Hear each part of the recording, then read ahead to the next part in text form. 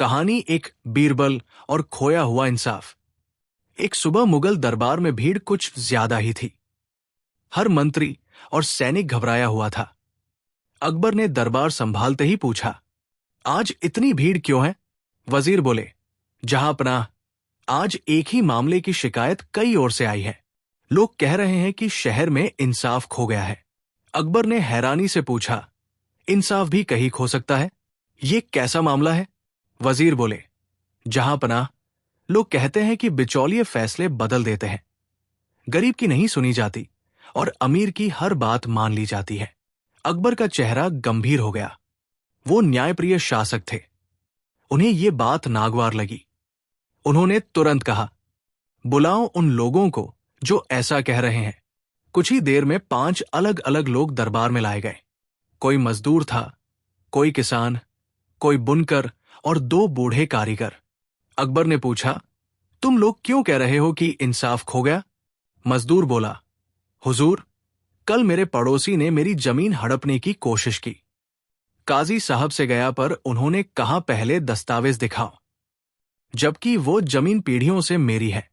किसान बोला, हुजूर, मेरे खेत में किसी के जानवर घुस आए और फसल खराब कर दी, पर पंचायत ने फैसला किया कि जानवर वाले का कोई दोष नहीं क्योंकि वो अमीर है।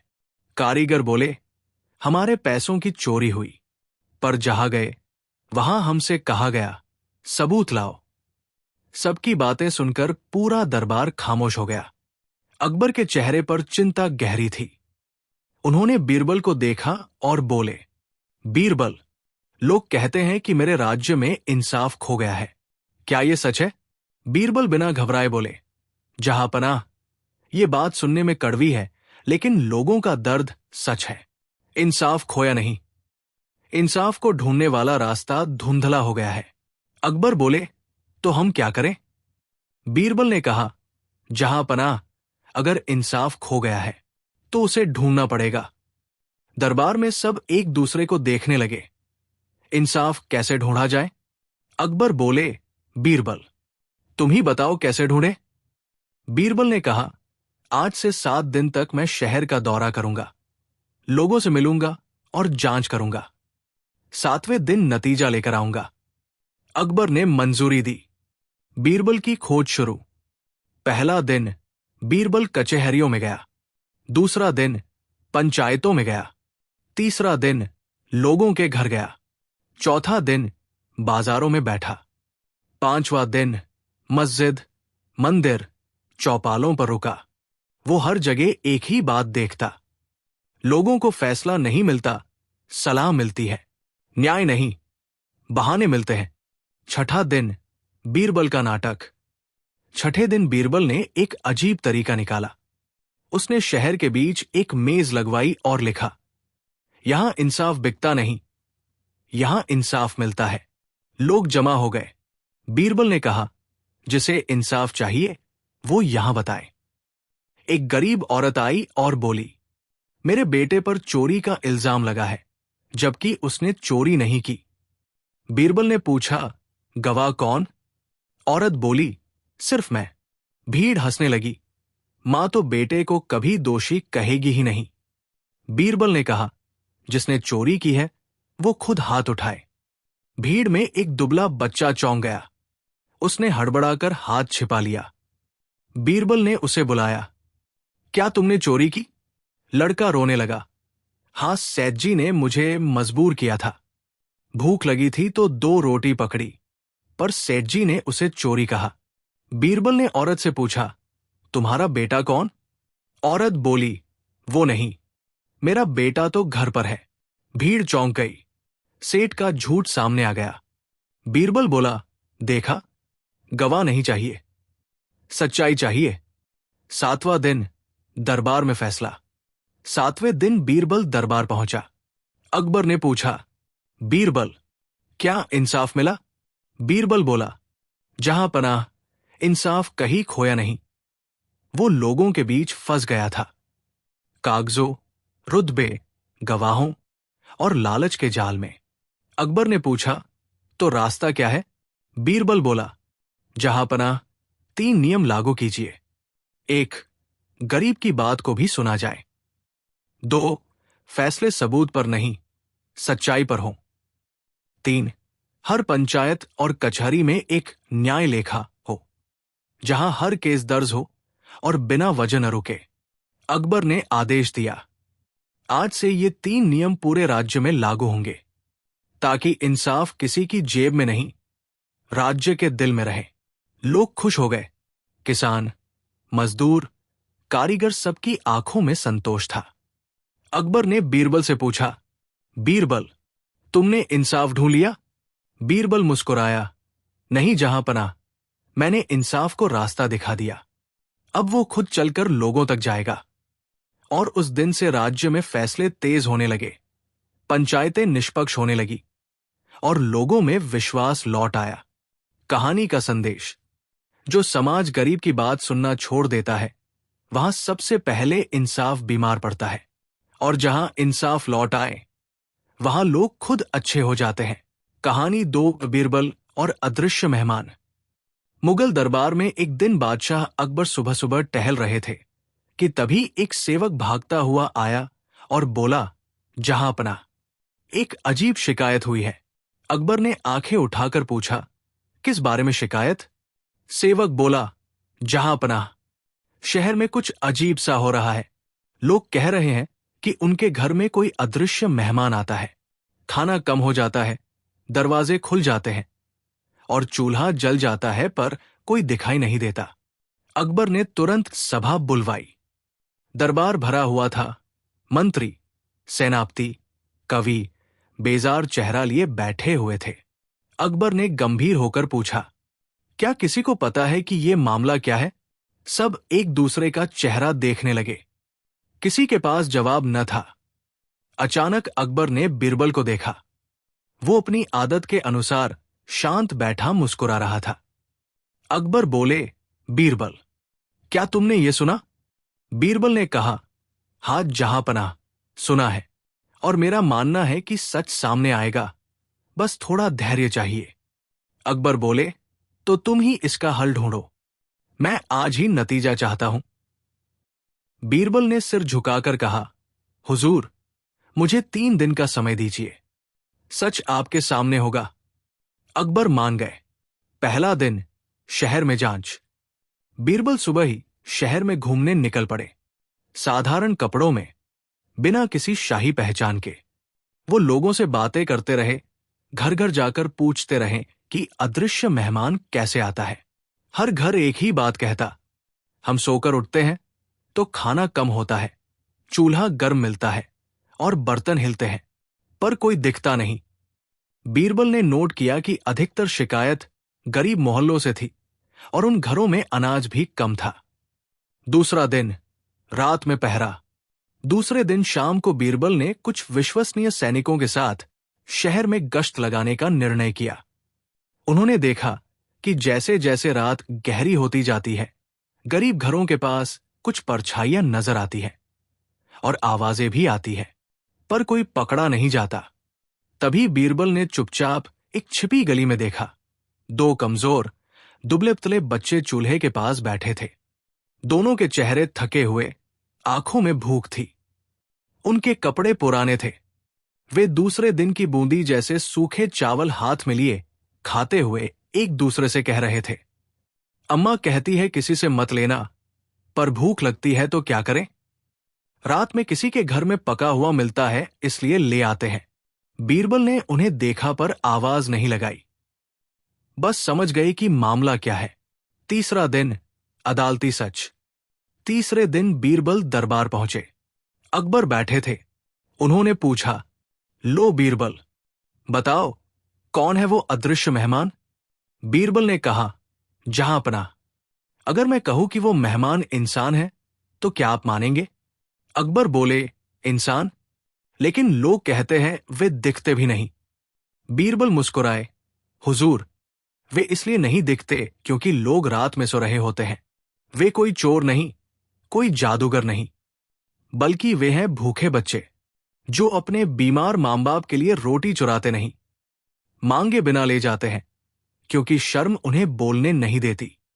दरबार में सन्नाटा फैल गया। अकबर ने पूछा, लेकिन खाना क्यों? चोरी तो चोरी है। बीरबल बोले, जहांपनाह, चोरी तब होती है जब लालच हो। वे बच्चे गरीबी के कारण रोटी लेते हैं, उन्हीं घरों में जाते हैं जहां कुछ बचता है, ताकि भूखे पेट सोने की जगह उन्हें कुछ दो निवाले मिल जाए।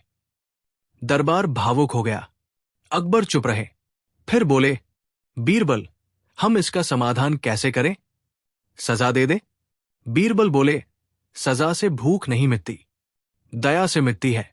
अकबर ने पूछा, तो क्या किया जाए?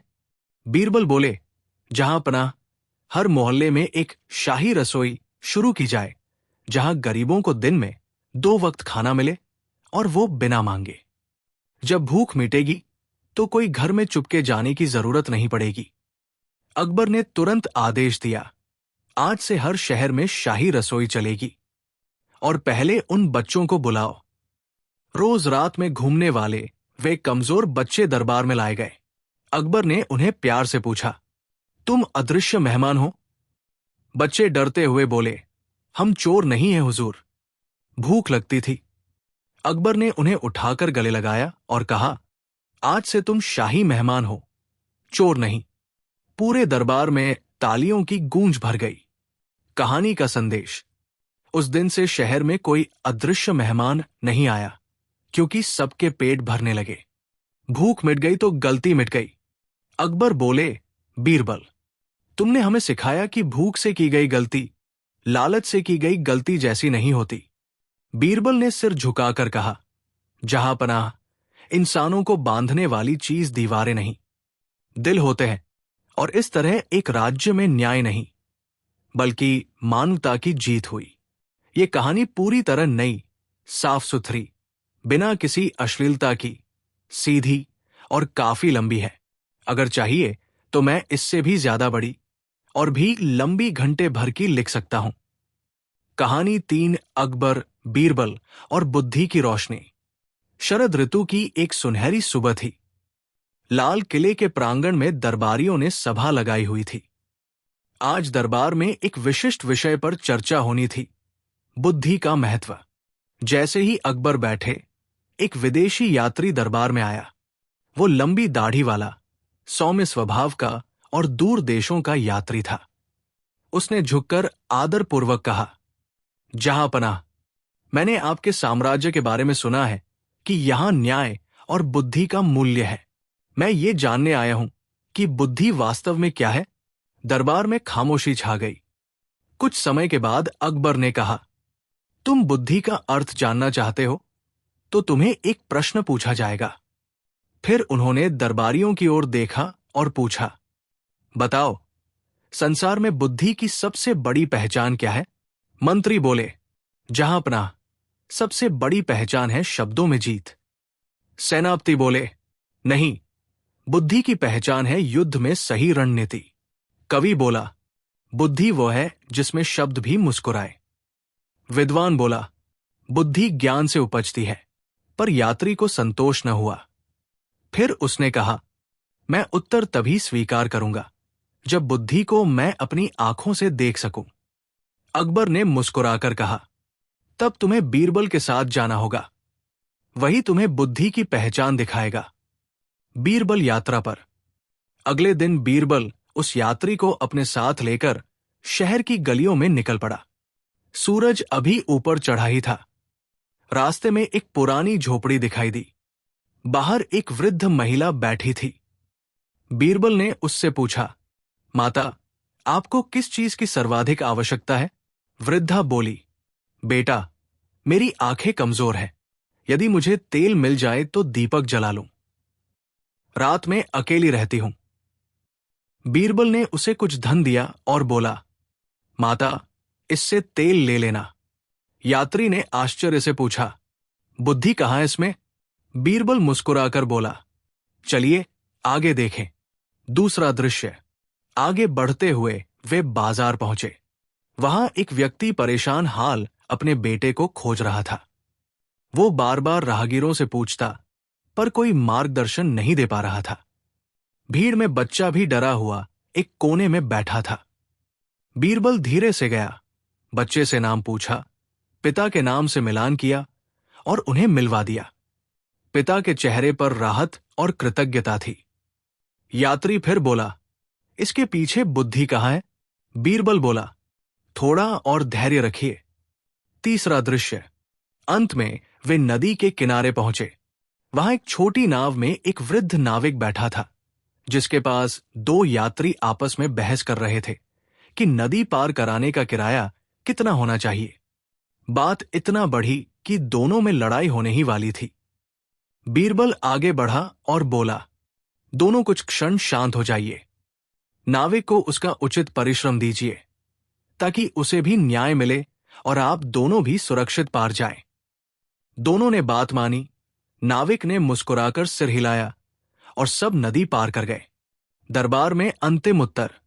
वापस दरबार में पहुंचकर यात्री ने अकबर के सामने कहा, जहां पनाह, मैंने जो देखा उसमें मुझे बुद्धि नहीं दिखी, बस भलाई दिखी। बीरबल ने विनम्रता से कहा, विदेशी मित्र, बुद्धि वो रोशनी है जो केवल स्वयं के लिए नहीं, दूसरों के लिए भी जलती है। पहली बार बुद्धि ने अंधेरी रात में प्रकाश दिया। दूसरी बार बुद्धि ने खोए को मिलाया। तीसरी बार बुद्धि ने विवाद को शांत किया। फिर उसने आगे कहा, बुद्धि की पहचान शब्दों से नहीं, परिणामों से होती है। जहां बुद्धि होती है, वहां शांत मन, न्याय और प्रकाश होता है। यात्री मौन हो गया। उसकी आंखों में सम्मान था। उसने झुककर कहा, बीरबल, तुमने आज मुझे सिखाया कि बुद्धि किताबों में नहीं, कर्म में होती है। अकबर ने प्रसन्न होकर कहा, बीरबल ने बुद्धि की ऐसी परिभाषा दी है जो शब्दों में नहीं, जीवन में बसती है। इसके लिए उन्हें सम्मान प्राप्त होता है। दरबार तालियों से गूंज उठा। यात्री लौट गया, पर उसके साथ एक नई सीख भी चली गई। संदेश। बुद्धि की रोशनी दूसरों के लिए मार्ग बनाती है। सच्ची बुद्धि में अहंकार नहीं, सेवा होती है। बुद्धि का मूल्य कार्य से सिद्ध होता है, वाणी से नहीं। कहानी 4, अकबर, बीरबल और 3 छिपे हुए खजाने का रहस्य। वर्षा ऋतु का समय था। दिल्ली की गलियां ठंडी हवा से भर गई थी और किले के भीतर दरबार में महफिल जम रही थी। दरबारियों में हल्की फुसफुसाहट थी कि आज कुछ विशेष होने वाला है। तभी अकबर ने प्रवेश किया और अपने सिंहासन पर बैठते हुए कहा, आज दरबार में एक चुनौती प्रस्तुत की जाएगी और जो इस चुनौती को सुलझाएगा वो हमारी ओर से विशेष सम्मान पाएगा। सब उत्सुक हो गए। तभी एक सैनिक एक बुजुर्ग ग्रामीण को लेकर आया। उस ग्रामीण ने हाथ जोड़कर कहा, जहां पनाह, हमारे गांव में 3 जगह खजाने की बात कही जाती है, पर कोई नहीं जानता कि वे कहाँ है। गांव में विवाद बढ़ते जा रहे हैं। अकबर ने गंभीरता से सुना और पूछा, क्या किसी को उनके बारे में कुछ पता है? ग्रामीण ने कहा, जी हुजूर, बस इतना पता है कि 3 खजानों में एक अमूल्य है, एक दिन भर का है और एक व्यर्थ है, परंतु जगह किसी को नहीं पता। सभी दरबारी उलझ गए। अकबर ने सबकी ओर देखा और बोला, क्या कोई इस रहस्य का समाधान कर सकता है? दरबारियों ने एक दूसरे को देखा, पर कोई आगे नहीं आया। अंत में बीरबल मुस्कुराते हुए आगे बढ़ा, जहां पनाह, यदि अनुमति हो तो मैं इस रहस्य की जांच कर सकता हूं। अकबर ने कहा, तुम्हें पूरी अनुमति है। सैनिकों को साथ ले जाओ और यदि कुछ समझो तो दरबार में वापस आकर उत्तर दो। बीरबल की जांच शुरू। अगले दिन बीरबल उस गांव पहुंचा। गांव का नाम था नवलपुर। ये गांव सुंदर था, हरे भरे खेत, नदी के तट और पहाड़ियों से घिरा हुआ। ग्रामीण बीरबल को 3 स्थान दिखाने लगे। पहला स्थान, बड़ा तालाब। दूसरा स्थान, पुरानी सराय। तीसरा स्थान, शिवालय के पीछे का जंगल। सब कहते कि यहां कुछ छिपा है। बीरबल ने पहले तालाब की जांच की। वहां युवक मछली पकड़ रहे थे, बच्चे खेल रहे थे और तालाब से ग्रामीण खेती के लिए पानी लेते थे। बीरबल ने देखा और मन ही मन बोला, ये स्थान जीवन देता है। इसके बाद वो पुरानी सराय गया। सराय जर्जर थी, यात्रियों के रुकने की जगह थी, पर वहां लोग अस्थायी तौर पर आते जाते थे। बीरबल ने सोचा, ये स्थान थकान मिटाता है पर स्थायी नहीं। अंत में वो शिवालय के पीछे के जंगल में गया। वहां झाड़ियां थी, पत्थर थे और जंगली जानवरों के निशान भी। बीरबल ने कहा, यह स्थान निर्जन है और किसी के काम का नहीं। अगले दिन ग्रामीणों के साथ प्रयोग। अगले दिन बीरबल ने ग्रामीणों को बुलाया और तीनों स्थानों पर 3 छोटे छोटे बक्से रखवाए। फिर उसने कहा, इनमें 3 प्रकार की चीजें रखी जाएंगी। देखना है कि कौन सी कहाँ उचित है। पहले बक्से में रखा बीज, दूसरे में रखा भोजन, तीसरे में रखा रेत। फिर उसने ग्रामीणों से कहा, सोचिए, बीज कहाँ होना चाहिए? सब बोले, तालाब के पास, क्योंकि वही पानी है। फिर उसने पूछा, भोजन कहाँ होना चाहिए? सब बोले, सराय में, यात्री वही खाते हैं। फिर पूछा, रेत कहाँ? सब हंसकर बोले, जंगल में, वहां रेत के अलावा क्या होगा? बीरबल मुस्कुराया और बोला, यही है 3 खजानों का रहस्य। ग्रामीण चौंक गए। बीरबल ने समझाया, रहस्य का समाधान। बीरबल बोला, पहला खजाना अमूल्य है, वो है तालाब, क्योंकि पानी जीवन देता है, खेतों को सींचता है और पूरे गांव को जीवित रखता है। ये अमूल्य है। दूसरा खजाना दिन भर का है, वो है सराय, क्योंकि भोजन एक दिन का होता है, यात्री आते हैं और चले जाते हैं, ये अस्थाई है। तीसरा खजाना व्यर्थ है, वो है जंगल के पीछे की भूमि, क्योंकि वहां कुछ उगता नहीं, कोई रहता नहीं और वो उपयोगी नहीं। सब ग्रामीण समझ गए और विवाद समाप्त हो गया। दरबार में परिणाम। अगले सप्ताह बीरबल दरबार लौटा। अकबर ने पूछा, तो बीरबल, तीनों खजानों का रहस्य क्या था? बीरबल ने विनम्रता से कहा, जहां पनाह, खजाने सोने चांदी में नहीं होते। कभी कभी सबसे बड़ा खजाना वो होता है जो जीवन देता है, बुद्धि देता है और शांति देता है। फिर उसने पूरा विवरण बताया।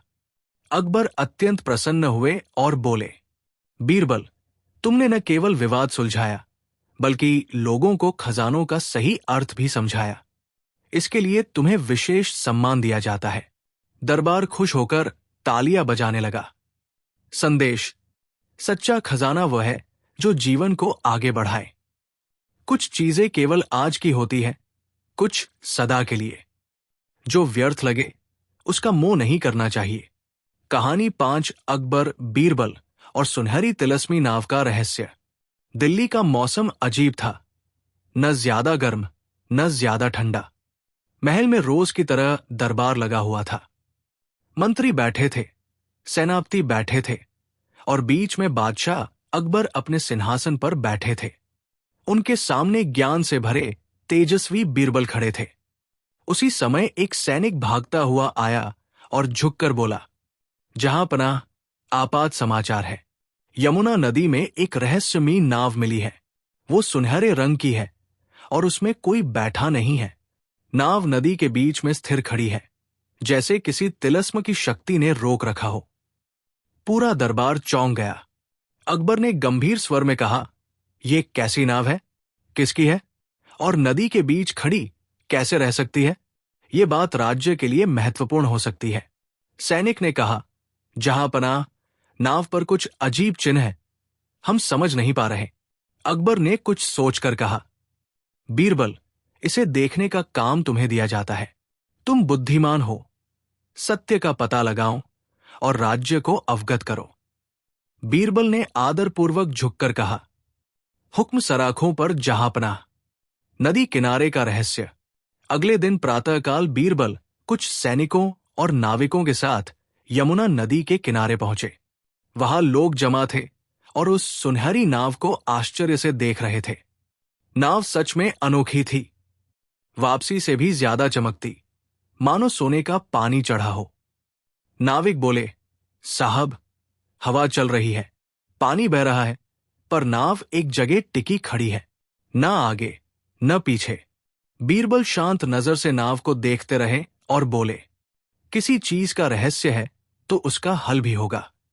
उन्होंने एक बड़ी नाव मंगवाई और उस पर बैठकर उस सुनहरी नाव के पास पहुंचे।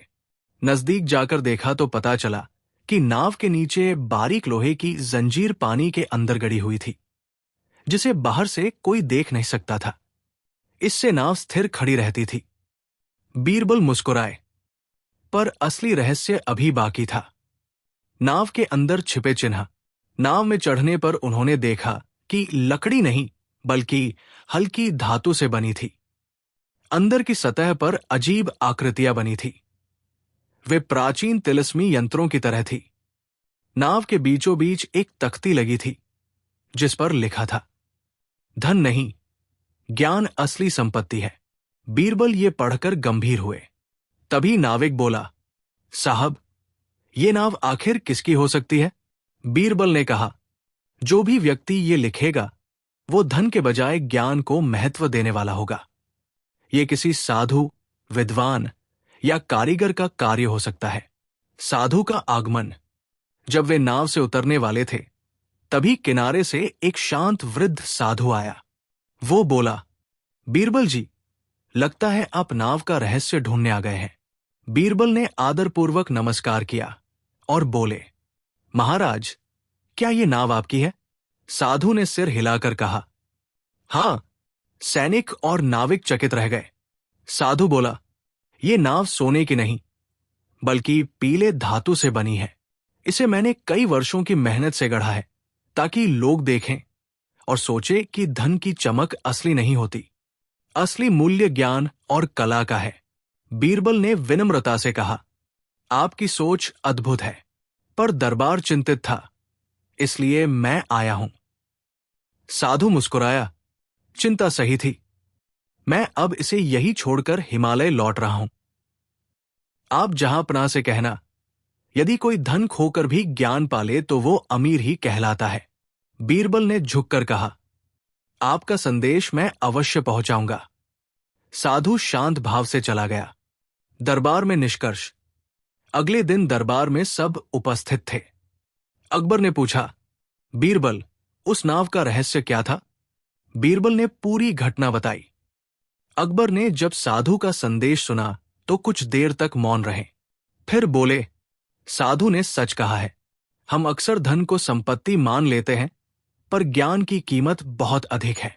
बीरबल ने विनम्रता से कहा, जहांपनाह, यही कारण है कि राज्य को विद्वानों, कारीगरों और कलाकारों का सम्मान करना चाहिए। अकबर ने तुरंत आदेश दिया, आज से हमारे राज्य में कला और ज्ञान के केंद्र विकसित किए जाएंगे। जो लोग किसी कला या ज्ञान का विस्तार करते हैं, उन्हें विशेष सम्मान दिया जाएगा। दरबार तालियों से गूंज उठा। बीरबल मुस्कुराए। यही ज्ञान का असली विजय क्षण था। कहानी का संदेश, धन खो सकता है, पर ज्ञान कभी नहीं खोता। आदर, सादगी और सीख जीवन को समृद्ध बनाते हैं। सच्चा वैभव सोने में नहीं, विचारों में है। कहानी 6, अकबर, बीरबल और मौन का ताज। दिल्ली का विशाल किला उस दिन असामान्य रूप से शांत था। गर्मियों के दिनों में आमतौर पर दरबार में शोरगुल रहता।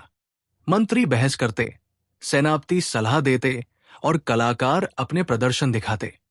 परंतु आज अकबर के मन में एक ही बात घूम रही थी, लोगों के हृदय में क्या सबसे मूल्यवान है?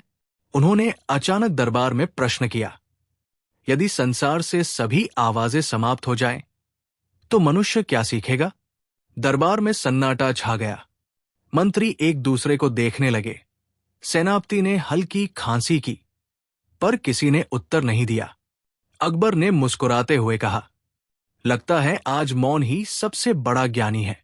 फिर उन्होंने बीरबल से पूछा, बीरबल, तुम्हारी क्या राय है?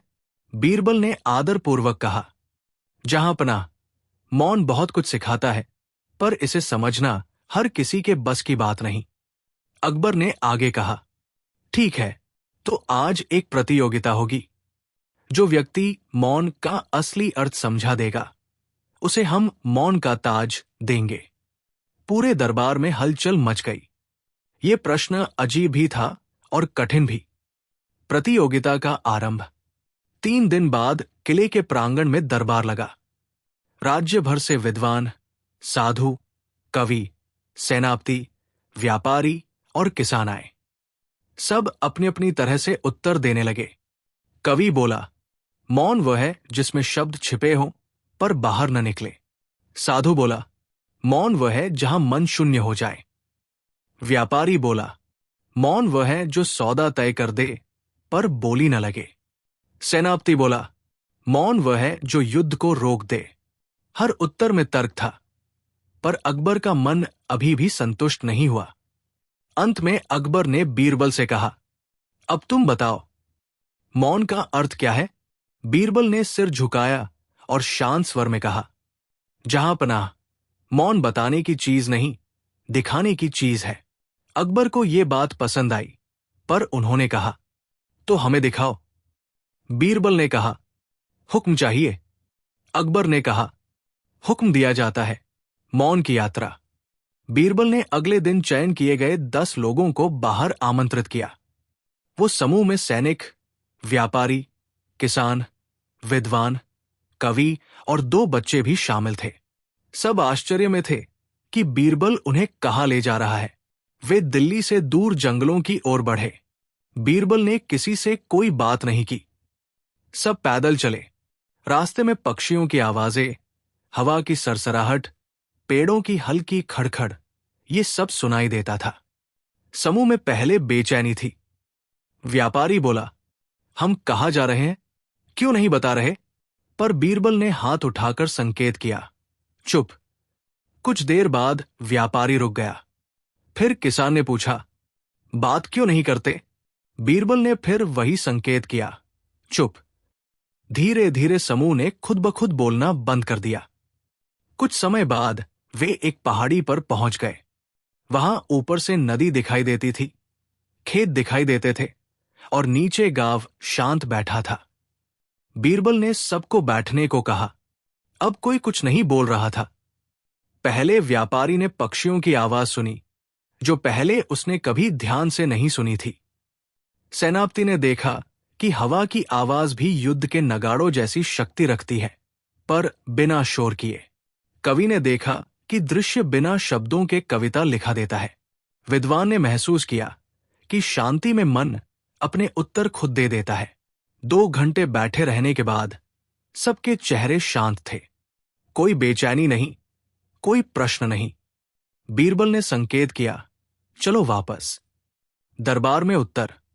अगले दिन दरबार लगा। अकबर ने उसी समूह को बुलवाया और पूछा, तुमने मौन में क्या सीखा? व्यापारी ने कहा, मौन ने मुझे सुनना सिखाया। सेनापति बोला, मौन ने दिखाया कि युद्ध से बड़ी शक्ति शांति है। कवि बोला, मौन ने कविता लिखी, बिना शब्दों के। विद्वान बोला, मौन ने मेरे मन के प्रश्नों को हल कर दिया। किसान बोला, मौन में मैंने प्रकृति को समझा। दोनों बच्चों ने हाथ जोड़कर कहा, मौन में डर भी गया और मजा भी आया। अकबर संतुष्ट हुए। फिर बीरबल से बोले, और तुम क्या कहोगे? बीरबल ने आदरपूर्वक कहा, जहां पनाह, मौन वह है जहां मन चिल्लाता नहीं, सुनता है। अकबर ये सुनकर कुछ क्षण मौन रहे। फिर उठकर कहा, बीरबल, तुमने न केवल अर्थ समझाया, बल्कि सभी को अनुभव भी कराया। इसलिए मौन का ताज तुम्हें दिया जाता है। दरबार तालियों से गूंज उठा। बीरबल ने झुककर आदरपूर्वक ताज स्वीकार किया। कहानी का संदेश, मौन कमजोरी नहीं, समझ की शक्ति है। जब शब्द रुकते हैं, तब सत्य बोलता है। जो सुनना सीखता है, वही समझदार बनता है। कहानी 7 अकबर, बीरबल और चांदी की चुप्पी। एक दिन बादशाह अकबर ने दरबार में घोषणा की, जो व्यक्ति दरबार में सबसे अनोखी वस्तु लाएगा और उसका उपयोग सिद्ध करेगा, उसे पुरस्कार दिया जाएगा। ये सुनते ही कई लोग वस्तुएं लेकर आने लगे। कोई अजीब घड़ी, कोई जड़ी बूटी, कोई चमकती तलवार। लेकिन हर वस्तु की खासियत थोड़ी देर बाद सामान्य लगने लगी। अगले दिन दरबार सजाया गया। भीड़ बहुत थी। इसी बीच बीरबल दरबार में चुपचाप आए। उनके हाथ में चांदी का एक छोटा सा डिब्बा था, दिखने में साधारण। अकबर ने पूछा, बीरबल, ये कौन सी अनोखी वस्तु है? इसकी क्या आवश्यकता है? बीरबल मुस्कुराए और बोले, जहांपनाह, ये वस्तु बहुत अनोखी है, लेकिन इसकी विशेषता दिखाने के लिए दरबारियों का सहयोग चाहिए। अकबर बोले, अनुमति है। बीरबल ने सैनिकों को निर्देश दिया, कृपया दरबार के द्वार बंद कर दें। अब कोई बाहर नहीं जाएगा और किसी को बोलने की अनुमति भी नहीं होगी जब तक महाराज आदेश न दे। दरबार में आश्चर्य फैल गया। कुछ देर तक सभी खामोश बैठे रहे। कोई कुछ पूछना चाहता, पर अनुमति नहीं थी। कुछ बेचैन होने लगे, कुछ इशारों से बात करने लगे, कुछ अधीर हो गए। इतने में एक मंत्री बोल पड़ा, बीरबल, ये क्या मजाक है? बीरबल ने तुरंत हाथ उठाकर कहा, जहांपनाह, नियम का पालन नहीं हुआ। इसे दरबार छोड़कर बाहर जाना होगा। अकबर ने मंत्री को बाहर भेज दिया। अब दरबार में और ज्यादा शांति फैल गई। धीरे धीरे 15 मिनट बीत गए। दरबार के सभी चेहरों पर अलग अलग भाव। किसी के चेहरे पर बेचैनी, किसी के चेहरे पर धैर्य, किसी के चेहरे पर परेशानी और कुछ के चेहरे पर शांति। बीरबल ने अकबर से कहा, जहांपनाह, अब आप बोल सकते हैं। अकबर ने पूछा, बीरबल, इस चुप्पी का और इस डिब्बे का संबंध क्या है? बीरबल ने चांदी के डिब्बे को खोला। उसमें एक छोटा सा चांदी का शीशा था। बीरबल ने शीशा अकबर को दिखाते हुए कहा, जहांपनाह, ये शीशा आत्मा का दर्पण है। अभी जो 15 मिनट खामोशी थी, उसमें हर व्यक्ति अपने स्वयं के स्वभाव में दिखा। फिर बीरबल बोले, जो बेचैन हुआ उसके मन में अशांति है, जो परेशान हुआ उसके मन में बोझ है, जो धैर्य से बैठा उसके मन में स्थिरता है, और जो शांत था उसके मन में संतुलन है। अकबर ध्यान से सुनते रहे। बीरबल ने आगे कहा, जहांपनाह, ये चांदी की चुप्पी ये सिखाती है कि मनुष्य की वास्तविक पहचान बोलने में नहीं, चुप रहने में प्रकट होती है। स्वर छिपा सकता है, पर मौन प्रकट कर देता है। दरबार में सन्नाटा छा गया। एक दरबारी ने पूछा, तो ये अनोखी वस्तु क्या सिखाती है? बीरबल ने कहा, यह हमें सिखाती है कि मौन बुद्धि का साथी है और चुप्पी समझदारी की परीक्षा। जिसके मन में सच्ची शांति है, वो मौन में भी सहज रहता है। अकबर खड़े हुए और बोले, बीरबल, आज तुमने सबसे अनोखी वस्तु लाई। ये कोई सामान नहीं, बल्कि एक अनुभव था। जो वस्तु मनुष्य को उसके भीतर से परिचित कराए, उससे अनोखी और क्या हो सकती है? अकबर ने आदेश दिया, बीरबल को आज की प्रतियोगिता का विजेता घोषित किया जाए और 500 स्वर्ण मुद्राएं इनाम दी जाए। सैनिकों ने तालियां बजाई। दरबार के सभी लोग समझ चुके थे कि अनोखापन हमेशा भौतिक वस्तुओं में नहीं होता, बल्कि ज्ञान और दृष्टि में होता है। कहानी की सीख, मौन व्यक्ति का असली स्वरूप दिखाता है। धैर्य से बड़ा कोई गहना नहीं। हर अनोखी चीज दिखाई नहीं देती। बुद्धिमानी आवाज नहीं, शांति से पहचानी जाती है। कहानी 8 अकबर, बीरबल और संतोष का असली अर्थ। एक दिन दरबार में दिल्ली का एक धनी व्यापारी आया। वो बहुत भारी रेशमी कपड़े में था। उसके साथ 4 नौकर थे और हाथ में सोने की अंगूठियां चमक रही थी। व्यापारी ने हाथ जोड़कर कहा, जहांपनाह, मैं एक गंभीर समस्या लेकर आया हूं। अकबर ने कहा, बोलो, परेशानी क्या है? व्यापारी बोला, मेरे पास धन बहुत है, व्यापार चलता है, नौकर चाकर है, पर मेरे मन में चैन नहीं है। रात को नींद नहीं आती। मुझे ये जानना है कि संतोष किसे कहते हैं। क्या वो बिकता है? क्या मैं उसे खरीद सकता हूं? दरबार में हल्का हंसी का माहौल बना, पर अकबर ने सबको शांत रहने का संकेत दिया और बोले, धन अनमोल चीजें खरीद सकता है, पर हर चीज नहीं। बीरबल, इसका समाधान तुम बताओ। बीरबल ने व्यापारी को ध्यान से देखा और मुस्कुराकर कहा, जहांपनाह, मैं 3 दिन में इसका उत्तर दूंगा। व्यापारी साहब, कृपया 3 दिन धैर्य रखिए। व्यापारी ने सिर झुकाया और चला गया। बीरबल की तैयारी। बीरबल ने अगले 3 दिनों में राजधानी के बाहर छोटे छोटे गांवों का दौरा किया। वो अलग अलग लोगों से मिलता गया। किसान, बढ़ी, मछुआरा, चरवाहा, दाईमा, शिक्षक उनसे बस एक प्रश्न पूछता, तुम्हें क्या चाहिए? किसी ने कहा, सही वर्षा हो जाए। किसी ने कहा, बच्चे स्वस्थ रहें। किसी ने कहा, रोटी मिल जाए तो काफी है। किसी ने कहा, थोड़ा समय मिल जाए आराम का। और फिर एक जगह जाकर बीरबल रुक गया। वहां एक गरीब सा मछुआरा नदी किनारे बैठा जाल सहेज रहा था। बीरबल ने वही प्रश्न पूछा, तुम्हें क्या चाहिए? मछुआरे ने मुस्कुराते हुए कहा, मेरे बच्चों के लिए 2 वक्त की रोटी, पत्नी की हंसी और नदी में कुछ मछलियां। फिर बोला, बाकी सब तो ईश्वर की मर्जी है। बीरबल ने ध्यान से देखा। मछुआरे के पास बहुत कम था, पर उसके चेहरे पर सुकून था। तीसरे दिन व्यापारी दरबार में पहुंचा। अकबर बोले, बीरबल, अब उत्तर दो। बीरबल ने व्यापारी से कहा, आज मैं आपको एक स्थान पर ले जाऊंगा। वहां जो उत्तर मिलेगा वही आपका होगा। अकबर ने सैनिकों व दरबारियों के साथ बीरबल और व्यापारी को नदी किनारे ले जाया गया। वहां वही मछुआरा बैठा था। उसके सामने थोड़ी मछली, साधारण जाल और मिट्टी का घर। बीरबल ने मछुआरे से पूछा, आज कितनी मछलियां मिली? मछुआरे ने कहा, बस इतनी कि घर चल जाए, अब कल पकड़ लूंगा। व्यापारी चौंका, इतना कम लेकर चैन से कैसे बैठे हो? मछुआरे ने हंसकर कहा, साहब, अगर बहुत पकड़ूंगा तो घर में फालतू पड़ेगी। अगर बहुत बेचूंगा तो समय ही नहीं बचेगा। ईश्वर ने आज जितना दिया उसमें मेरी जरूरतें पूरी हो गई। बच्चे हंस रहे हैं, पत्नी खुश है, भूख मिट जाएगी, नींद आ जाएगी। तभी एक पड़ोसी आया और बोला, भैया, घर में सब ठीक?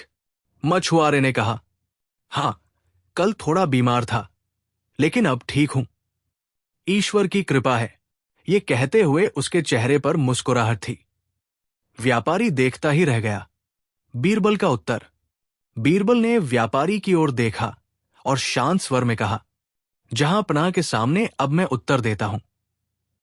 संतोष वो है जहां जरूरत पूरी होते ही मन शांत हो जाए, और लोभ वो है जहां जरूरत से ज्यादा मिलने पर भी मन खाली रहे। बीरबल आगे बोला, व्यापारी साहब, आपने धन से सब खरीदा, पर संतोष खरीदने की वस्तु नहीं, वो मन की स्थिति है। व्यापारी की आंखें नम हो गई। उसने मछुआरे के सामने सिर झुकाया और कहा, तुमने मुझे कुछ सिखाया है। मछुआरे ने सरलता से कहा, साहब, धन अच्छा है, पर मन में शांति हो तो जीवन अच्छा लगता है। दरबार में निष्कर्ष। दरबार लौटकर व्यापारी ने अकबर के सामने कहा, जहांपनाह, अब मुझे समझ आया कि धन से घर चलता है, पर संतोष से जीवन चलता है। मैं अब कम बोलूंगा, कम सोचूंगा और ज्यादा जीऊंगा।